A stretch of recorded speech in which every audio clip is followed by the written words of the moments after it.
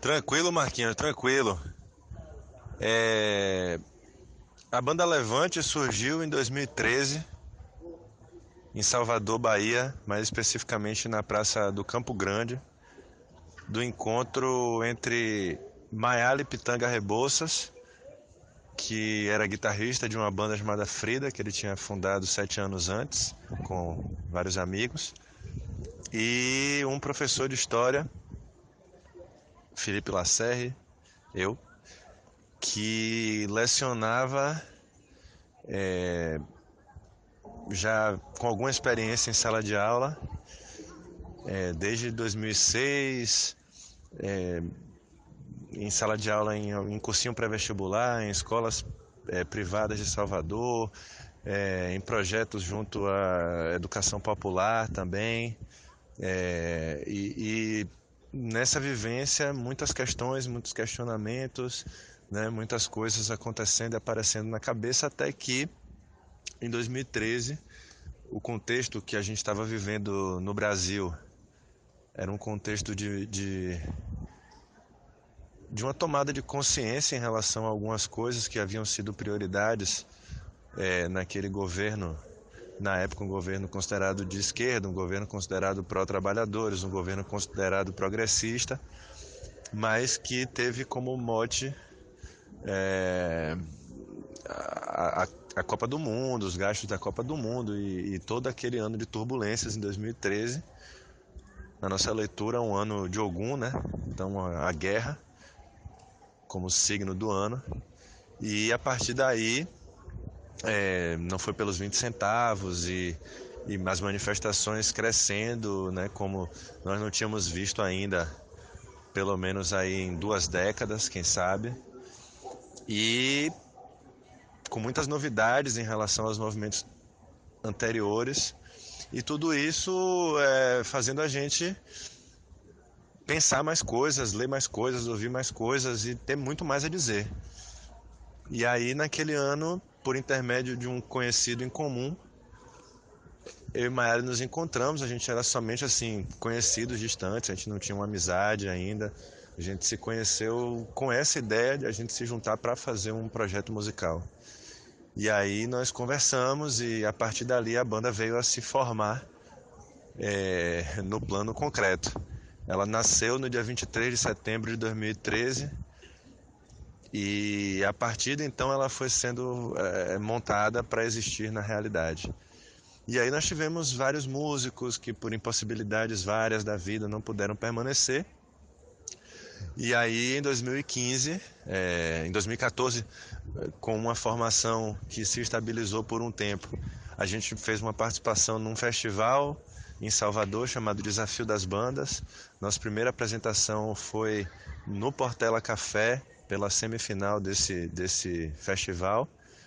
Fomos classificados para a final e fomos disputar a final lá no Bahia Café Hall. Então nosso segundo show foi no Bahia Café Hall. E a partir daí a gente fez vários shows no Portela, no Irish Pub, né, ali várias coisas pelo Rio Vermelho. E conhecemos a Casa Preta Espaço de Cultura em 2015. E em 2015, depois de conhecer a Casa Preta Espaço de Cultura e o Aldeia Coletivo Cênico, de 2015 para 2016 a gente fez algumas apresentações lá, estreitou nossos laços com a casa, mas foi a partir de 2016 que a banda teve assim um grande renascimento, porque a gente, pela experiência vivida lá dentro do Espaço de Cultura Casa Preta, a gente amadureceu outras linguagens, então figurino, maquiagem, né, outras expressões que passaram a fazer parte da banda. Incorporamos uma percussão orgânica e isso naquele momento era muito importante para nós, porque a formação era baixo, bateria, guitarra e voz, e a partir daí a gente pôde trazer essa coisa que faz parte da minha vida, da nossa vida, né? Minha, de Maiale e de vários membros do Aldeia, que é a questão da ancestralidade africana, né? Da música de terreiro e dos toques rituais que a gente pôde ir incorporando na nossa música. Então, com essa identidade, né, diaspórica, afrodescendente, de vários matizes, de cor de pele, né, de variados também contextos socioeconômicos, mas conseguindo então estabelecer um ponto de vista, né, em relação ao que estava acontecendo na nossa sociedade. E a partir daí uma necessidade de se posicionar, não como certo, não como dono da verdade, não reivindicando lugares de fala que não são possuídos, mas eu posso falar porque as composições, as letras foram minhas, né? Até hoje a gente só teve composições minhas, por enquanto, pelo menos, né? Espero que venham músicas compostas também por outros companheiros e companheiras da banda.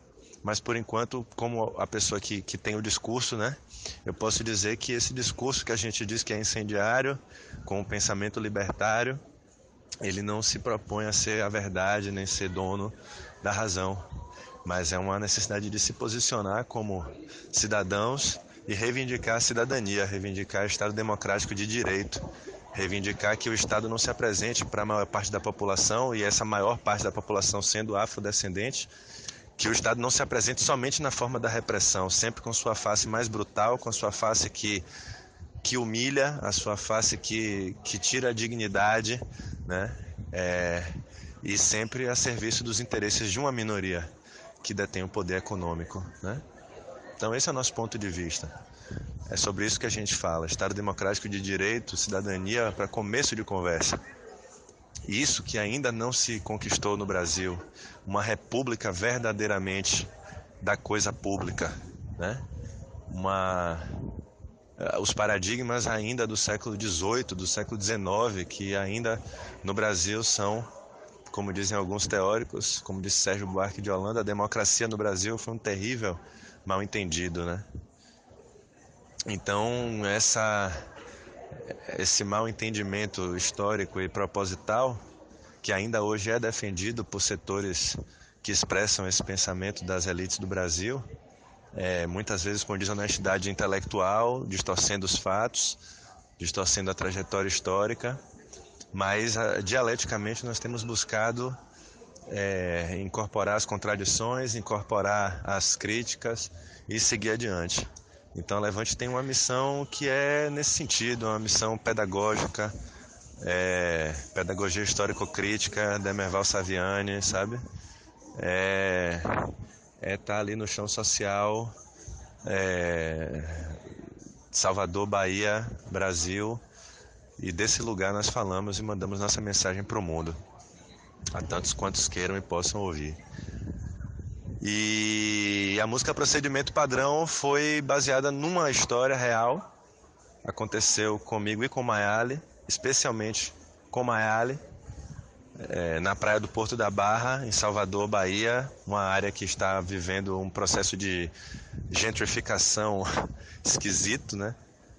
Que é a gentrificação da atual gestão da Prefeitura Municipal de Salvador, que, na minha visão, conhece pouco a cidade, porque é uma gestão que está acostumada a playground, está acostumada a motoristas, está acostumada a restaurantes de luxo, e não conhece a dinâmica própria da cidade do Salvador, e por isso toma decisões que, na minha visão, são equivocadas, e são visões que não têm se mostrado efetivas, e uma delas é essa, né, essa ideia de transformar a Barra, a princípio, num lugar ali elitizado, cortando linhas de ônibus de bairros populares para lá, e colocando um módulo policial ali no Largo do Porto da Barra, ostensivamente, para proteger os habitantes e principalmente os turistas que estão ali hospedados na região. E a partir disso estávamos eu e Mayale lá, com o violão, dois jovens, né, na época 26, 25 anos, né, dois jovens ali, eu tinha 25, Mayale devia ter seus 28, né? 27, desculpe, mas isso não deve ser importante para o seu trabalho. Mas a viagem é que a gente estava lá tocando violão e apareceram dois homens de pele preta que, por causa do violão, se aproximaram da gente, ficaram curtindo o som e trocando ideia. Eu estava com a canga que tinha a bandeira de Pernambuco, e aí um deles, né, entabulou um diálogo, porque eu sou de lá e tal, ou seja, criou-se ali uma empatia.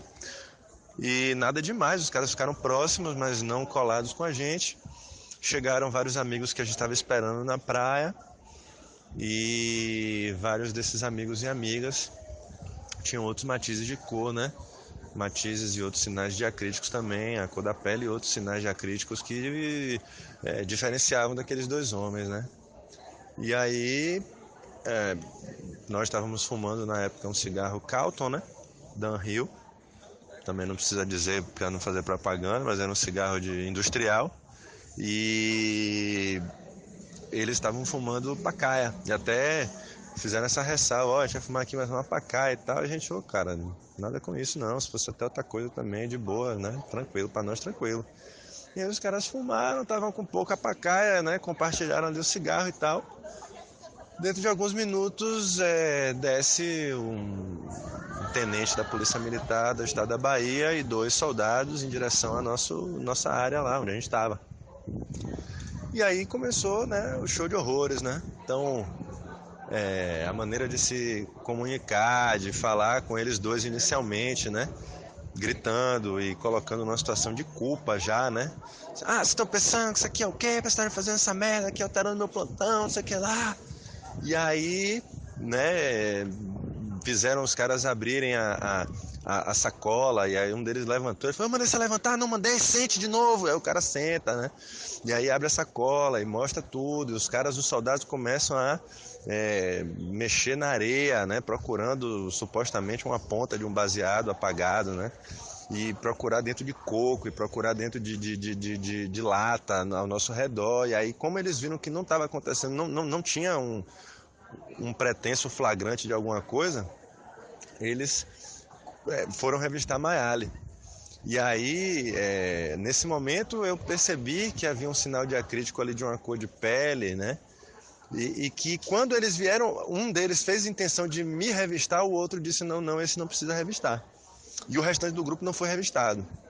E aí me veio na pele, né? Não é que fosse nenhuma novidade, a gente sabe, mas uma coisa é saber na teoria, outra coisa é ver na prática, e em várias oportunidades podia ter sido, né, N. Eu digo que se cada caso de violência policial em Salvador ou no Brasil fosse virar música, a gente não teria outro tema, né? A gente não teria outro tema na música brasileira. Mas esse foi o que me despertou para isso. E no fim do dia, no início da noite, eu já tinha escrito a letra. Dias depois a gente se encontrou, eu e Mayale, e a gente fez o arranjo, né?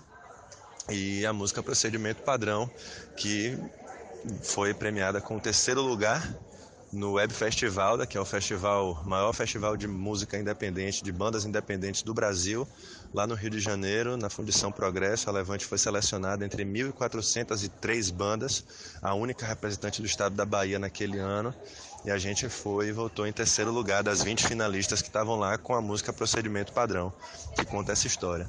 Então é uma música que para nós é muito forte por ter sido uma história real, e a gente tem muita alegria também que ela diz que vai, né, que veio e está nos lugares importantes, e agora sem dúvida fazendo parte desse trabalho, que é um trabalho acadêmico, que é algo que eu também acredito, né, que nós temos que ter uma universidade, uma academia que se pinte de povo, que reflita essas questões sobre o nosso povo, né? Então acho louvável e fico muito feliz que eu possa estar nesse trabalho junto com tantas outras pessoas que contam seus pontos de vista, né?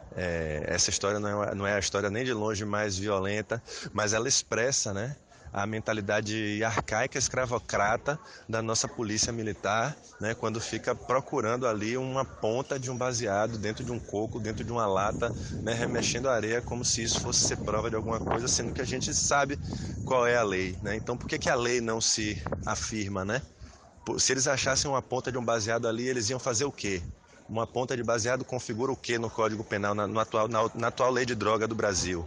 Então, o que é que acontece à margem da lei? O que é que acontece nos espaços que a omissão do Estado gera quando formata a sua lei, né? E por que essas omissões, elas são propositais? Então vamos discutir. Tem outros modelos, cara. 2018, quase 2019 daqui a pouco. O Uruguai, Portugal, Espanha, né? Vários estados dos Estados Unidos, Canadá, cada um buscando suas maneiras, né? Então por que a gente vai continuar aplaudindo o atraso E essa mentalidade arcaica escravocrata. Essa é a questão. Estado democrático de direito. Fim da guerra às drogas. A guerra às drogas é uma mentira. A guerra às drogas não acontece. As drogas existem e chegam em todos os lugares para alguns que podem consumir e pagar caro por esse direito de consumir sem ser incomodado. Então chega de ter essa desculpinha fajuta para fazer a guerra étnica, para fazer a guerra de extermínio da população pobre, preta e pobre. É raça e classe. O corte é de raça e de classe. Certo? Valeu, meu irmão. Muito obrigado, viu? Um abraço.